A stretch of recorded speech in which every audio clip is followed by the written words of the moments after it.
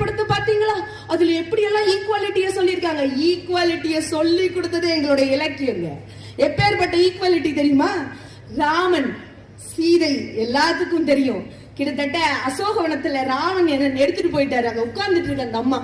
அனுமன் போறாருங்க, போய் சொல்றாரு, வந்துருமா, சூழ்நிலை சரியா இருக்கு, ராவணன் இல்ல, என் மேல ஏறி உட்கார்ந்துக்கோ, ராமன் கிட்ட கொண்டு போய் விட்டுறேன்னு சொல்லி கேட்கும் போது அந்த அம்மா இப்படி ஒரு பார்வை பார்த்துச்சான், சிரிச்சுச்சான். அப்புறம் சொல்லிச்சான், நான் என்ன இந்த ராவணனுக்கு பயந்துட்டு இங்க நின்னுட்டு இருக்கேன்னு நினைச்சிட்டு இருக்கியா? என்னுடைய ஒரு சொல், இதுதாங்க மகளிரோட உரிமை.